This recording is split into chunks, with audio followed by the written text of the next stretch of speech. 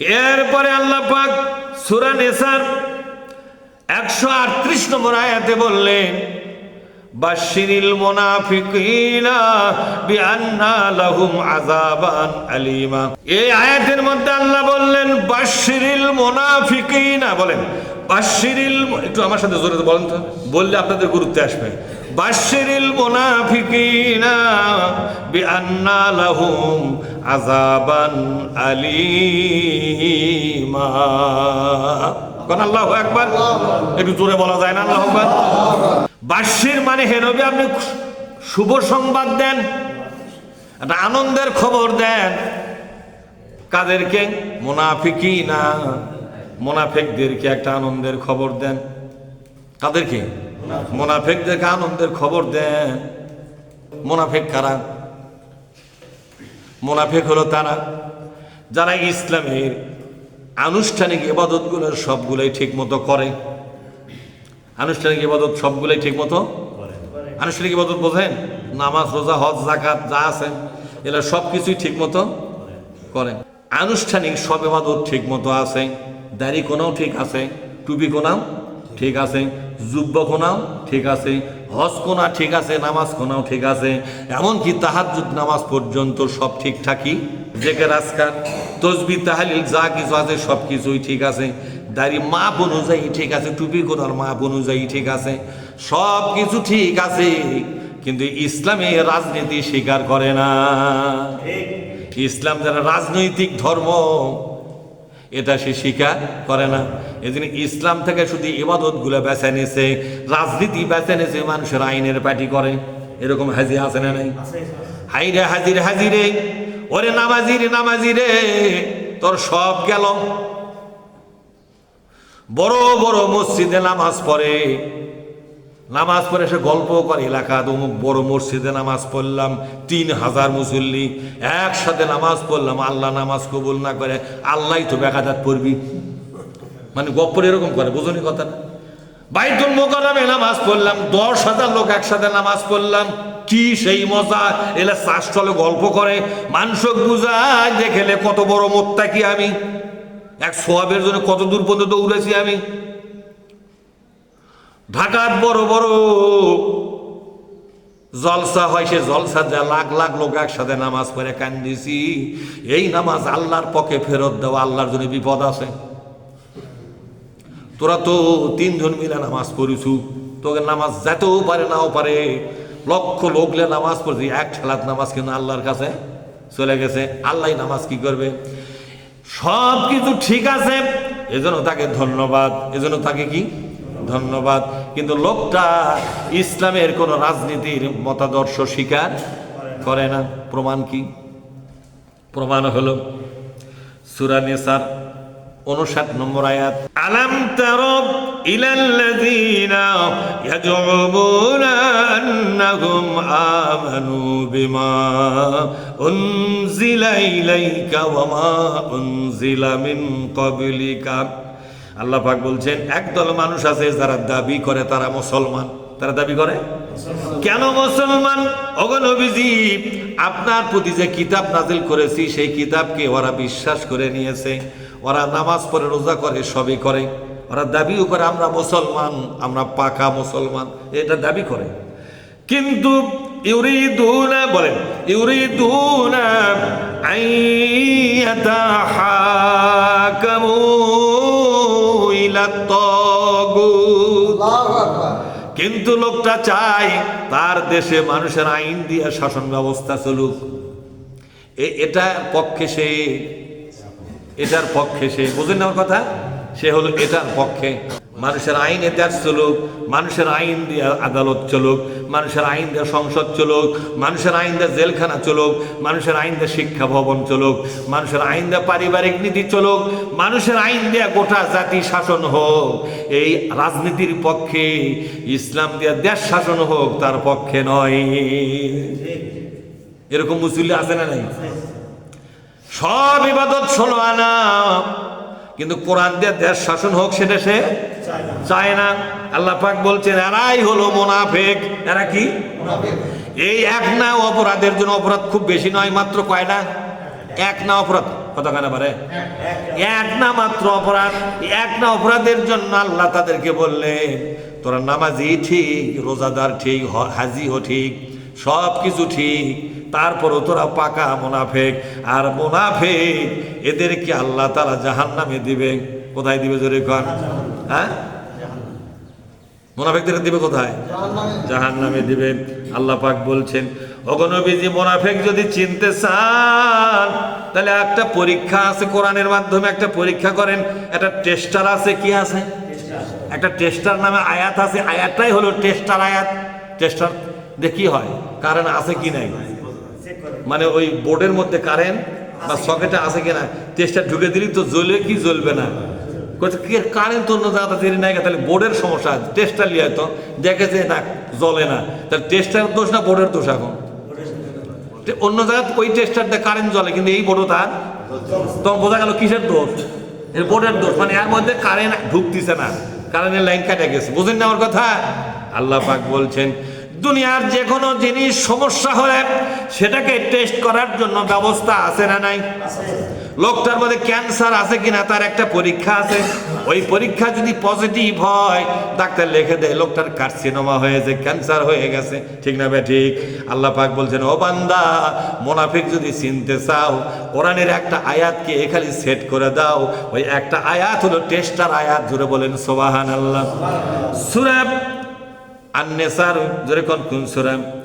সূরা আন-নিসার 61 নম্বর আয়াত। আল্লাহ রাব্বুল আলামিন বলেন ওয়াইজা কিলা লাহুম, বলেন ওয়াইজা কিলা লাহুম তাআলাউ ইলা মা আনজালাল্লাহু ওয়া ইলার রাসূলি, তোমরা যারা মুসলমান তোমরা আসো, দেশ চলবে কোরআন দিয়া। এই আন্দোলন আমরা শুরু করি। আল্লাহ রসুলের বিধান দিয়ে দেশ চলবে, বিচার চলবে, আদালত চলবে, সংসদ চলবে। সংবিধান হবে আল্লাহর কোরআন, রসুল্লাহর হাদিস। এই দুইটা হবে সংবিধান, কোরআন আর হাদিস। আসো এই আন্দোলনের পক্ষে আসো। এই ডাক যখন দিবা তখন দেখতে পাবা মুসল্লি হিসেবে বিশাল মুসল্লি, তাহাজ্জুদ হিসেবে হিসাব ছাড়াই তাহাজ্জুদ। কথা ঠিক না? কিন্তু এই ডাক দেওয়ার সাথে সাথে টের পাবা রআইতা, তুমি দেখতে পাবা। বলেন রআইতা মানে তুমি দেখতে পাবা। ওয়াহিদ মুজাক্কার হাজিরের সিগা রআইতা, তুমি দেখতে পাবা। আল মুনাফিকিনা, যারা মুনাফিক ভেতরে ভেতরে আছে, ওপরে তো বোঝা যায় না। কথা ঠিক না? ইয়াসুদ্দুনা আনকা সুদুদা, এই আন্দোলনে যোগদান না করিয়া বেগর বেগর করতে করতে তারা সরে যাবে। আর কথা বোঝেননি? যারা এই আন্দোলন কবুল করলো না, এরাই হলো পাকা মুনাফিক। এরা কি? বলেন তো, একটা মসজিদে যদি 500টা লোক থাকে, সবাই কি আন্দোলন করে? সবার কাছে যদি দাওয়াত দিলেই কি আন্দোলন শুরু করবে? মরম কাজে লাগবে। কথা ঠিক না? অনেক ইমাম এই আন্দোলন করে না, অনেক মুয়াজ্জিন এই আন্দোলন করে না। কোরআন বলেছে ইসলামের শাসন ব্যবস্থা কায়েমের জন্য খালি ডাক দেওয়া হলে তখনই টের পাবা আসল মুনাফিক কারা। যারা মুনাফিক তারা সরে পড়বে। আসল কটা ইমানদারি শুধু এখানে টিকে থাকবে। ধনী হোক কিংবা গরিব হোক, যে কটা আন্দোলনে থাকলো এরা হলো পাকা ইমানদার। এখন আপনারা বলেন, এই আন্দোলন করবেন না আন্দোলন বাদ দিয়ে ওরিগের পার্টি করবেন? খালি চুলকাচ্ছে এখন অনেকে। কি করবেন? এই আন্দোলনই করবেন না চুলকাবেন খালি? হ্যাঁ, কোন কথা ছাড়লাম বলেন তো? এদের নামাজ রোজার কোনো সমস্যা? তো সমস্যা কোন জায়গায়? আল্লাহ বলছেন সমস্যা শোনো। আমি আল্লাহ বলতেছি ওদের আসল সমস্যা কোন জায়গা। তোমরা তো জানো না ওদের সমস্যাটা কোন জায়গা।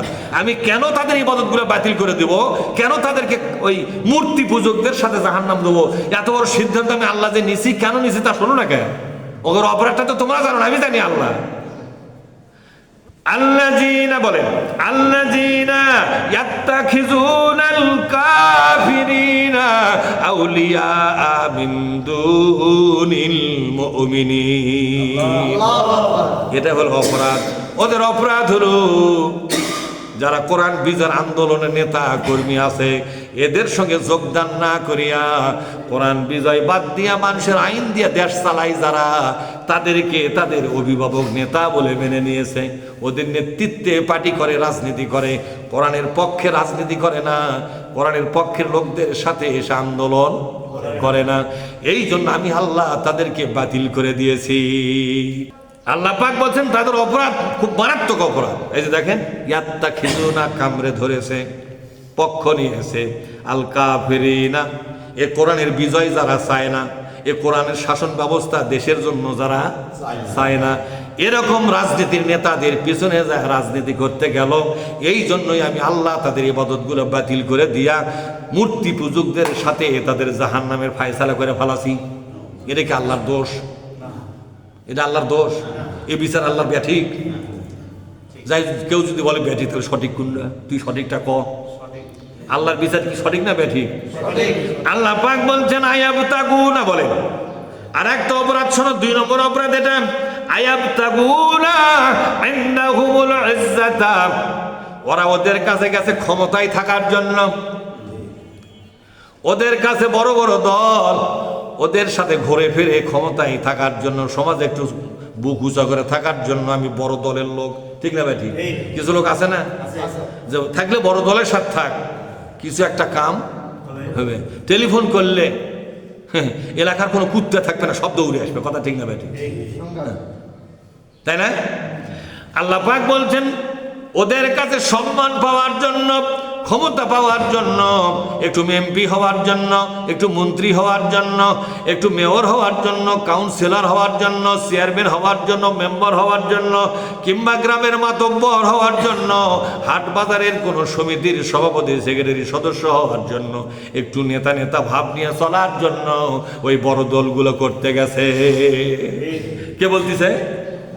দেখেন, আয়াবতাগুনা, বলেন আয়াবতাগুনা ইনদাহুমুল ইজ্জাতা, ওদের কাছে ইজ্জত মানে ক্ষমতা, ইজ্জত মানে শক্তি নিয়ে চলার।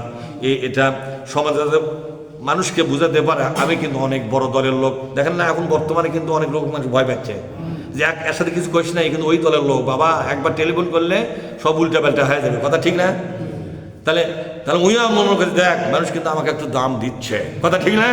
এমনি করে মানুষ কিন্তু আমাকে এখন একটু গনে, মানে ওই এখন মানুষের গনার মধ্যে পড়ছে, এটাই না মজা মজা পায় কিনা তোর এখন? আল্লাহ পাক বলছেন শোনো ভালো করে, ফাইনাল ইজ্জাতা লিল্লাহি জামিআ, স্থায়ী সম্মান, স্থায়ী ক্ষমতা, স্থায়ী মর্যাদা শুধুমাত্র আল্লাহর কাছে আছে। যারা কোরআনের আন্দোলন করে তাদের সম্মান চিরস্থায়ী হয়ে গেল।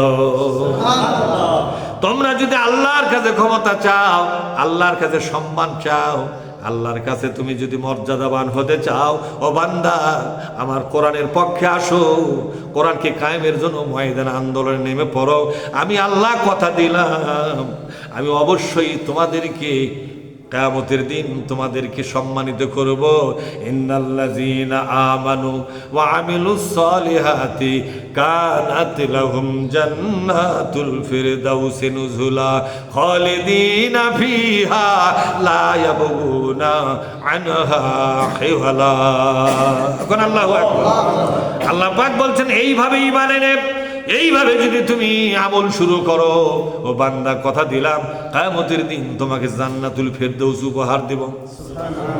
এই জান্নাতে চিরকাল তুমি থাকবে, কোনদিন তোমাকে সেখান থেকে বের হওয়া লাগবে না। লা ইয়াবগুনা আনহা হিওয়ালা, এখান থেকে কোনদিন তোমাকে আল্লাহ পাক বের করে দেবে না। চিরদিনের চিরস্থায়ী সম্মান আর মর্যাদা ক্ষমতা নিয়ে তুমি থাকতে পারবে। তোমাকে বিরাট ক্ষমতা দেওয়া হবে। 10টা পৃথিবীর সমান একটা জান্নাত। কয়টা পৃথিবী? সাহাবারা বলেন, ওগো নবীজি জান্নাত কত বড়? নবী আমার বললেন 10টা পৃথিবী যত বড়। 10টা পৃথিবী যত বড়, একটা জান্নাতও তত বড়। কিন্তু আল্লাহ কি বলেছেন? যে ব্যক্তি আল্লাহকে ভয় করে চলবে, আল্লাহর কোরআনের দায়িত্ব মাথায় নিয়ে চলবে, তার জন্য আল্লাহ দুইটা জান্নাতের ব্যবস্থা করেছেন। কয়টা জান্নাত? সূরা রহমানের মধ্যে আল্লাহ বলেছেন দুইটা জান্নাত দেব। একটা জান্নাত 10টা পৃথিবীর সমান, তার দুইটা জান্নাত কয়টা পৃথিবী? 20টা পৃথিবীর সমান।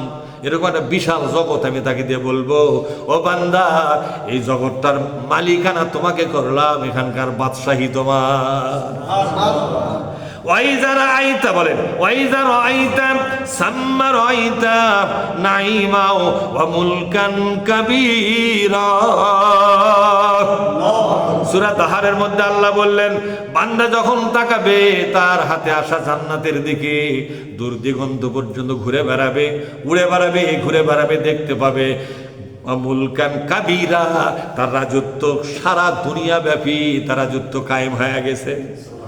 অথচ দুনিয়াতে একটা ভ্যানালা ছিল, শ্রমিক ছিল, দুনিয়াতে সামান্য অর্থ সম্পদে কোনো কষ্টে জীবনযাপন করে গেছে, কিন্তু কোরআনের আন্দোলনে ছিল 1 নম্বরে। সুবহানাল্লাহ বলে, কোরআনের আন্দোলনে ছিল 1 নম্বরে।